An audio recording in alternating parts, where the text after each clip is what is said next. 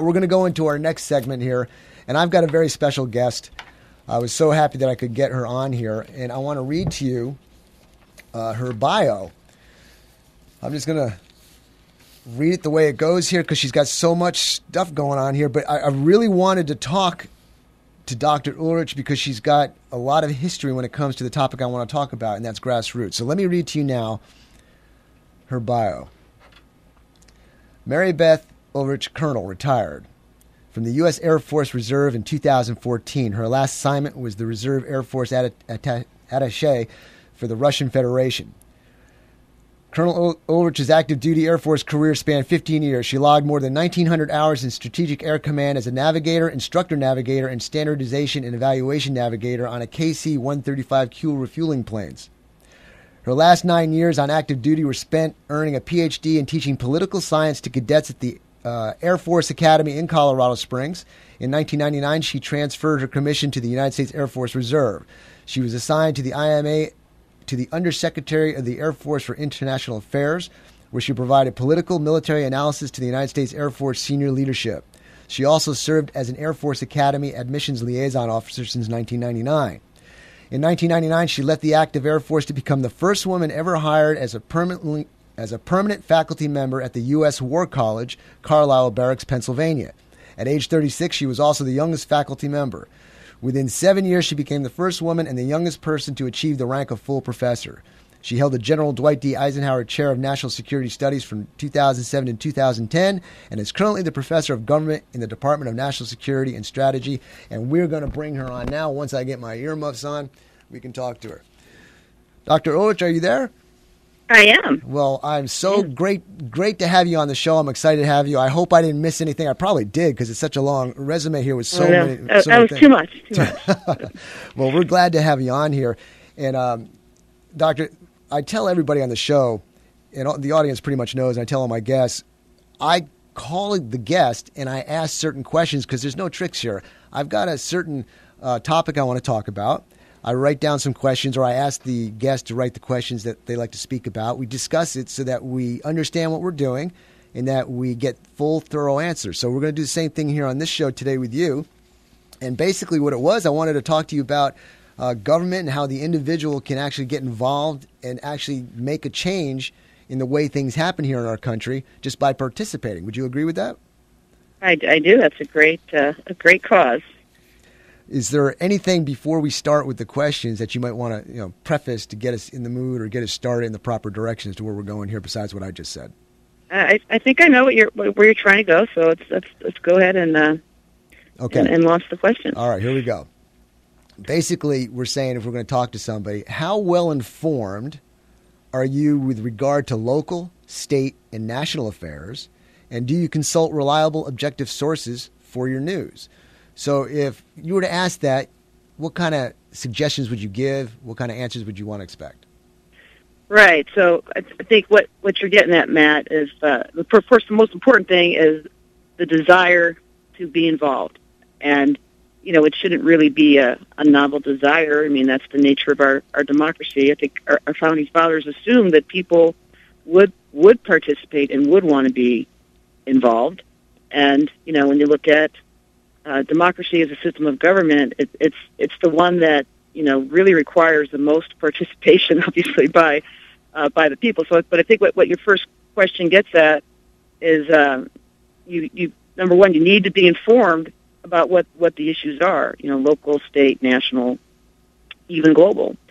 So I think that's a good first step for anybody who has a desire to be more involved, but is thinking about how to build up that level of participation. I would be step one would be just understand your environment. Wherever you want to get engaged, is it local, is it state, is it national? What are the sources that could inform you? We talk a lot about these days. Maybe the media slanted this way or that way, but I think in reality there's all kinds of sources out there, and people can. They're there to be found. I mean, objective news sources, and so you find those that you think work for you, and that's step one. It can be a national newspaper, it can be a website, it can be podcasts. Maybe well, Dr. Ulrich, let me ask so not when it happens, but later on, or something like that. Let me ask you a question about that. Let me ask you a question about that, though. Mm-hmm. What do you do to sift through the information sources? What do you do? Do you have a process that you look at an information source and say, okay, I've got to cross-reference, I've got to check it? At what point do you say, or what do you do to find out I trust this agency or this news source with information? Do you have like a checklist of things to go through? Well, I mean, in my case, there's some sources I've been using, for 35, 40 years, that are just have been out and are good sources. I mean, I personally like things like PBS NewsHour. I mean, it can be dry, but they do good in-depth coverage of things. I look at I look at things like New York Times, Washington Post, Wall Street Journal are all good for national news. I mean, we tell our students at the War College, they need to be informed, even if they're not making decisions as military officers. They're advising our leaders, and it's important to know what our leadership reads. So if you're interested in national politics, the informed elite follow the national newspapers, which nowadays the top ones would be New York Times, Washington Post, Wall Street Journal as national newspapers. USA Today has kind of worked its way in there as a respectable paper out there in the country. LA Times, Dallas Morning News, the big regional papers, Chicago Tribune, this and that. Everybody's got digital versions now, so you don't need to be in those cities. And I like to. I have XM radio, so you can turn into great things just while you're driving around, whatever it is. BBC, CNN, stay informed. Sure. Nationally, and internationally, as far as that goes. Okay, so what we've gotten down to is figure out where you want to get involved and then use agencies, some sort of information system to glean and gather information to enhance your knowledge of it so that you can work better doing whatever it is you're going to do and what. Right. And I would say if a source is new to you, then, you check it out. I mean, there's no better critic than yourself, So if you follow a source for a week or two and you think it's slanted or you think there's some issue with it, then I'd be looking for another source. But people also need to understand that newspapers edit their news sections separately from their opinion and editorial sections. So there may be more opinion in one part of the newspaper, but maybe the front part of it, if it's a good newspaper, should be, just good objective reporting. And if you see that it's not, then I would look for another source. All right, Doctor, due to the lack of time here, let me go to the next question then. Do you support, this would be something we would ask somebody, do you support party organizations at various levels? Do you support candidates for office who would promote the common good? Have you considered running for office yourself? What would you say to those? Right. I think when we were talking about these questions, we were thinking about it in terms of people say they want to get involved. Well, okay. I mean, how do things happen in our country? The way our system is organized is that, party politics do have a lot to say, at every level, local, state, national. The people who hold national offices, through parties, that's not where they started. I mean, they probably started somewhere locally in their party organization and, served well there, won elections at a local level, and they, in most cases, worked their way up, through state, and then, at some point they want to run for Congress, and this and that. So, if things happen, if the government is the route for change, then I think getting involved in party organizations is a good way to do that. Of course, there's other ways to make an impact in your community that aren't necessarily, through the government. And that's another thing we talked about is just general civic engagement. And American political culture has a good reputation for Americans just join groups. People come over. We have a lot of international students at the War College, and they're usually amazed at how much Americans do just on their own, whatever it is, like a Rotary Club or, volunteering for their kids' sports teams. I mean, we take that for granted, but just making those social associations, not only can that impact the community in and of itself, but that can lead to relationships in your society, which that you can then build on for political change. It's those associations amongst your community that maybe you then transfer those interests into what's going on with the actual politics in your area. So I mean, Dactina, citizens first, and then you build on that through more formal participation. So basically, and, if people if they think they have the skill set to run for office, then they should. And then if our associates, we think they'd be good at in a particular office, then we should support them and support those campaigns. So bottom line is, we need to get off the couch, get active participants in society, build our networks of people, learn what's going on, and then apply all that information and keep going forward on the discussion that we're talking here about. Right. So absolutely, the famous saying, which your listeners have probably already heard, but they say that democracy is not a spectator sport. That's right. You can't stand on the sidelines, and if it's all about what's wrong with those, everything's all not the way we want it to be. Well, okay, what are we doing about it?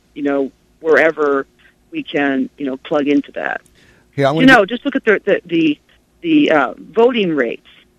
We know for local elections, I'm sure it's not that different in Texas anywhere else. It's pretty low voter turnout. It's very low. Even in the best, it's only the presidential elections that we get our highest voter turnout, and even there, it's barely over 50%. And that's of the registered voters. That's right. That's right. So you got this small group. Got a long ways to go. People say, well, that's because everybody's happy, so don't bother. But not necessarily.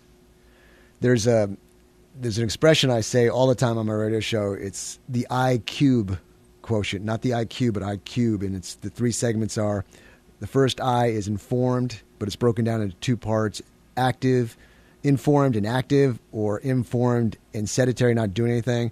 Then you have the ignorant, and then you have the idiots. So being a spectator being a spectator in democracy, like you said, it's not going to work. You've got to be a participant, and you've got to... Right, and I would throw another combination could be ignorant and active. That's probably not good either. Well, that's true. Or idiot and active. We don't want that. Yeah. All right, let's go on to the next one. With regard to civic culture demonstrated in the level of civic participation, do you participate in social groups? Like we just discussed that, didn't we? Right, discussed that. But, again, you don't take that for granted. There have actually been some studies in political science to show that we're not actually as connected in our civic groups as we used to. Say a generation ago. A lot of this has to do with everybody working and this and that. There's just maybe not the time for it. But it's something we should think about, a second and third order effect of really pursuing these very busy family life and this and that. Just examine, is that really the balance we want, and can we, put some time in there for our, community participation in these various levels of civic organizations we talked about, which may or may not be directly political. Doctor, let me ask you something. I didn't ask you this before. You said something that made me think about it, and that is, we've got an influx of a lot of people coming into the country, and it doesn't seem like they assimilate to the country. They bring their own way of life, and it loses the patriotism for this particular country and what that flag represents. Do you see that as a problem? As to how it gets diluted? I like... I've been following a lot the papal visit this week. I'm in Pennsylvania. Pope just arrived. Following some of his message. I kind of like the tack he took with his address to Congress the other day. He says, we are a continent of immigrants. He comes from South America.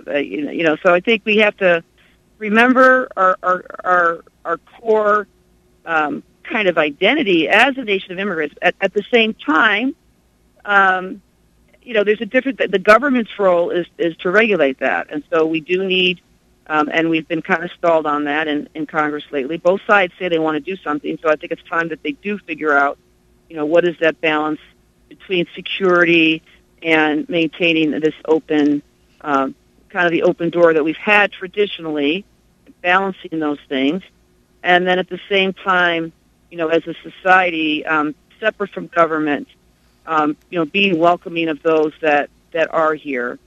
Again, at the War College, we talk a lot about power and national power. And really, if not for immigration in our country, even in recent years, we'd have a declining birth rate. We'd have some trouble in our economic competition. Well, I would just advise, my take on it is avoiding any kind of extreme position, one way or the other, and figure out how to leverage as a country the fact that people want to come here. I mean, that shows our soft power. Well, sure. Strengths we have, Doctor. I understand that, and just to balance all those factors, What I was trying to get at, though, was the best we can, and that's part of our political activism. It's our elected leaders' responsibility to solve some of those problems, but we need to demand, maybe some better, more attention paid to get the balance, because we probably don't have it right now. Dr. Ulrich, I'm going to have to. We're getting close to the point where I've got to stop, and I've got no issue with the immigration, people coming here, because we are a country of immigrants. My point was that we have such a large influx at one time, it doesn't get a chance to assimilate, and it causes problems. That's all I was trying to say. But Doctor, before, in the next 30 seconds, is there anything you'd like to say to finish up this this interview that can help somebody out there or motivate them to do something? Well, I think you kind of hit the main points. It's first of all, being informed is number one. They're listening to your show; they have a desire to be informed. But then, just put that with action. I'd say it almost doesn't matter what the action is, because I think one step will lead to another. But just an expectation of citizenship, and we get a lot out of the country. So everybody, I live with this life every day. I'm at the Army War College. Everybody either works for the government or is in the military. Right. So this ethic of service is second nature in my orbit. But I think we can extend that. The rest of the population, they need to know how to do it. They need to be asked to do it, and then I think they'll respond. And there shouldn't be a divide between our leaders, our political leaders, and the citizenry. It's not they don't do the work for us. We're all doing it together. They are our representatives. Right. It doesn't mean we have delegated all responsibility to them. So. Well, really, any first step will be a good first step. Dr. Ulrich, I can't thank you enough for coming on the show. I really do appreciate it, and thank you for your insight. And hopefully maybe sometime in the future we can get you back on. But once again, I want to thank you for that. We're going to have to move on, so I'll say goodbye to you now, and we'll talk later. I appreciate you. Okay, thanks for having me, Matt. All right, bye-bye.